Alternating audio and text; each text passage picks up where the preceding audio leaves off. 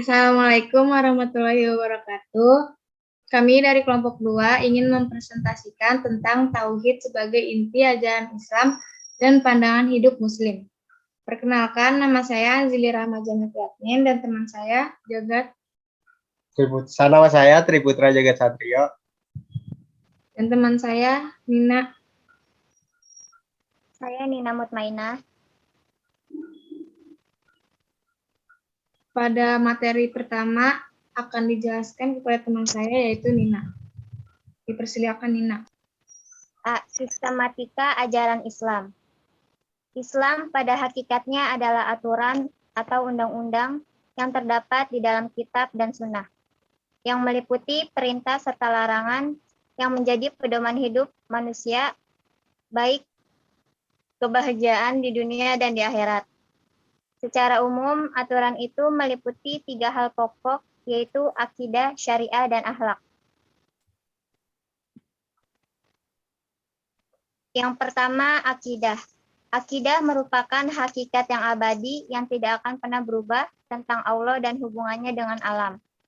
Beberapa hal yang terkait terdapat pada akidah, yaitu ketuhanan antara ateisme dan politisme. Yang kedua, alam antara kenyataan dan hayalan. Yang ketiga, sifat Allah antara tatil dan tasbih. Yang keempat, kenabian antara kultus dan kutus. Yang terakhir, sumber kebenaran antara akal dan wahyu. Syariah. Syariah merupakan komponen Islam yang kedua dalam Islam, yang berisi peraturan dan perundang-undangan untuk mengatur aktivitas yang dikerjakan manusia. Syariat adalah sistem nilai yang merupakan inti Islam. Ilmu syariat pada umumnya disebut dengan ilmu fikih. Ilmu inilah yang berkembang pesat sesuai dengan perkembangan akal, pikiran, keadaan masyarakat agar agama Islam memberikan hak kebebasan berpikir dan selalu memerintahkan hak untuk selalu mempergunakan akal pikiran dalam menanggapi suatu masalah yang berkaitan dengan hukum syariat. Lanjut.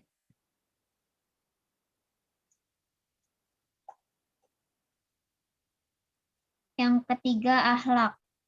Di dalam Al-Quran maupun hadis diungkapkan bagian-bagian yang mengatur hubungan akhlak tersebut, di antaranya akhlak terhadap Allah, meliputi cintanya Allah melebihi cintanya kepada siapapun. Yang kedua, akhlak terhadap makhluk yang meliputi manusia termasuk padanya akhlak terhadap Rasul, orang tua, diri sendiri, keluarga, dan kerabat. Manusia terdiri dari sadar dan memelihara kelestarian lingkungan hidup, menjaga dan memanfaatkan alam dengan baik.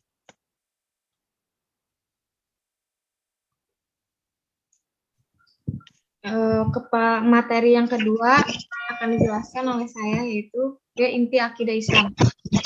Definisi dari akidah yaitu menurut bahasa kata akidah diambil dari kata al-aqdu yang ikatan dan tarikan yang kuat. Ia juga berarti penetapan, kait mengait, tempel menempel, dan penguatan. Perjanjian dan penegasan sumpah juga disebut akdu. Jual beli pun disebut akdu karena ada keterkaitan antara penjual dan pembeli dengan akdu atau transaksi yang mengikat. Termasuk juga sebutan akdu untuk kedua ujung baju karena keduanya saling terkait. Juga termasuk sebutan akdu untuk ikatan kain sarung karena diikat dengan menatap. Menurut istilah umum, istilah akidah di dalam istilah umum dipakai untuk menyebut keputusan pikiran yang mantap, benar maupun salah. Jika keputusan pikiran yang mantap itu benar, maka itulah yang disebut akidah.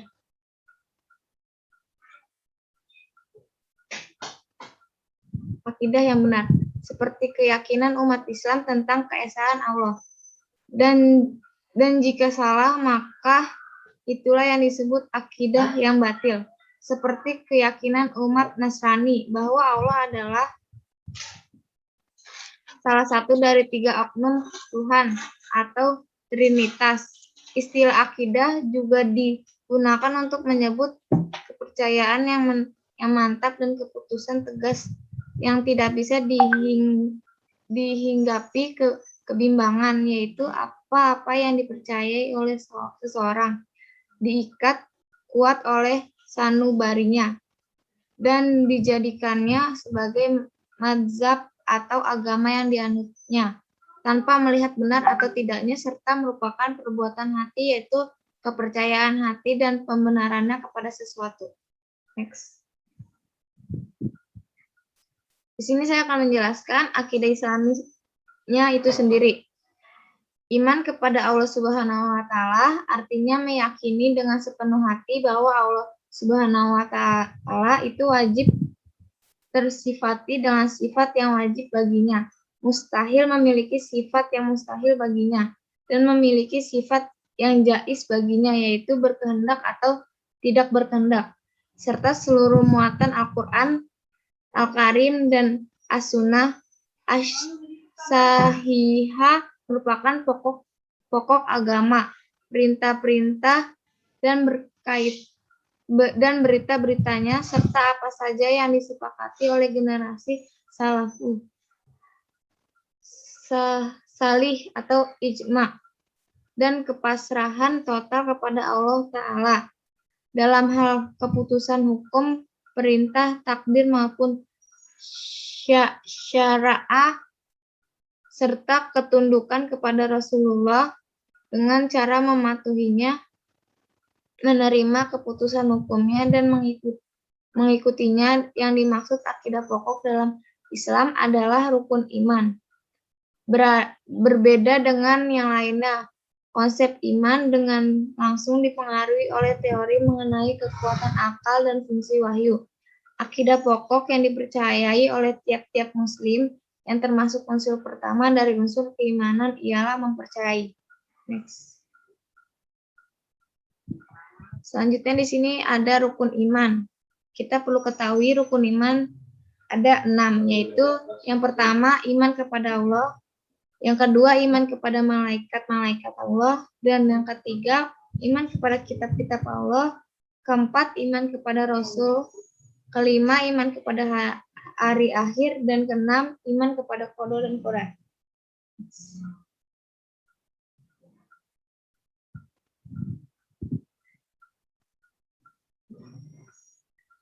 Akidah Islam mempunyai banyak tujuan yang baik yang harus dipegang teguh, yaitu 1. Untuk mengikhlaskan niat dan ibadah kepada Allah semata, karena Dia adalah pencipta yang tidak ada sekutu baginya, maka tujuan dari ibadah haruslah diperuntukkan hanya kepadanya.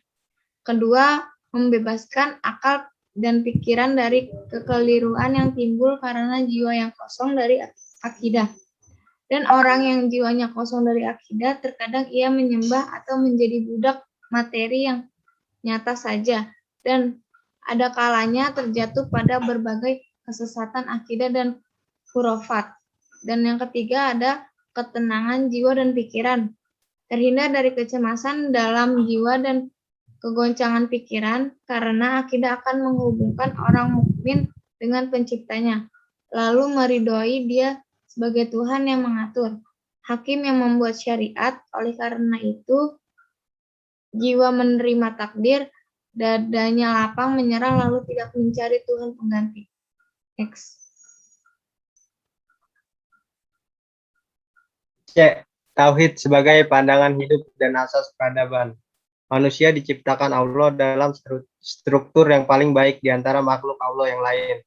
Struktur manusia terdiri dari unsur jasmaniah dan rohaniah, atau unsur fisiologis dan unsur psikologis. Dalam struktur jasmaniah dan rohaniah itu, Allah memberikan seperangkat kemampuan dasar yang dimiliki kecenderungan berkembang. Seluruh manusia adalah ciptaan atas dasar iman atau tauhid. Semua nabi yang datang adalah membawa agama tauhid. Oleh karena itu, mereka menyeru dengan seruan, katakanlah bahwa tiada Tuhan yang berhak disembah selain Allah. Dalam bahasa Arab, tauhid berarti beriman pada keesaan Allah Subhanahu wa taala. Al-iman biwahdaniyatillah atau monotes. Iman berarti pengetahuan, percaya dan yakin tanpa bayangan keraguan. Proses terbentuknya iman dalam diri seseorang didahului oleh pengetahuan tentang Sang Pencipta jagat raya ini, yakni Allah Subhanahu wa taala. Artinya bahwa iman itu dapat diperoleh lewat proses berpikir, perenungan mendalam, survei atau penelitian terhadap alam semesta. Iman tidak tumbuh dengan sendirinya, melainkan diasah dan dipertebal dengan cara terus-menerus menggali rahasia kekuatan Allah Subhanahu wa taala yang tersedia di alam semesta melalui proses belajar, mengajar atau pendidikan. Di samping melalui perilaku taat, takwa dan beribadah padanya, pada dasarnya keimanan kepada Allah Subhanahu wa taala harus mencakup 3 konsep atau unsur dasar, yaitu mengetahui dan memahami konsep ketuhanan, menetapkan konsep ketuhanan hanya kepada Allah yang Maha Mulia lagi Maha Agung, dan meniadakan konsep ketuhanan kepada selain Allah. D. Fungsi manusia dalam paradigma tauhid. Era globalisasi pada saat ini, manusia dituntun untuk berlaku cerdas. Adanya persaingan dalam merubah peradaban manusia, maka suatu paradigma akan diciptakan karena kalau tidak mempunyai inovatif, maka kita akan tergilas dengan adanya perubahan zaman. Pertumbuhan ilmu dan teknologi begitu cepat dan mencengangkan sehingga manusia akan bertanya antara percaya atau tidak. Kemajuan dalam ilmu dan teknologi telah membawa kemudahan-kemudahan untuk mencapai derajat peradaban yang lebih maju dan modern. Konsep paradigma pertama kali dikenalkan oleh Thomas Kuhn dalam bukunya The Truth of Scientific Revolution tahun 1962 bahwa perkembangan ilmu pengetahuan bukan terjadi secara kumulatif tetapi terjadi revolusi. Bahwa perkembangan ilmu pengetahuan bukan istilah paradigma merupakan terminologi kunci dalam model perkembangan ilmu pengetahuan. Pembahasan paradigma tauhid menjelaskan bahwa alam dan kehidupan merupakan satu sistem yang holistik dan integral yang menetapkan Tuhan sebagai satu-satunya sentral. Bagi orang beriman, tidak ada keraguan untuk memaknai sentral tersebut. Mulat menawarkan sebuah konsep rekonstruksi pengembangan ilmu dengan prinsip integrasi. Ini muncul karena ada kekhawatiran serius tentang sistem ekonomi yang semakin kronis dan adanya dikotomi antara ilmu dan agama. Beliau menjelaskan bahwa sebuah rekonstruksi holistik menawarkan satu prinsip utama, yaitu prinsip tauhid. Konsep tauhid ini diambil dari rumusan wahdatul wujud dari Mula Sadra. Dia menyatakan bahwa segala wujud yang ada dan segala bentuk harta serta karakternya pada hakikatnya adalah satu dan sama. Yang membedakan dari yang lain hanya gradasinya yang disebabkan karena esensinya. Oleh karena itu, menurutnya wujud yang ada baik berwujud spiritual atau material yang dijadikan objek yang valid bagi ilmu.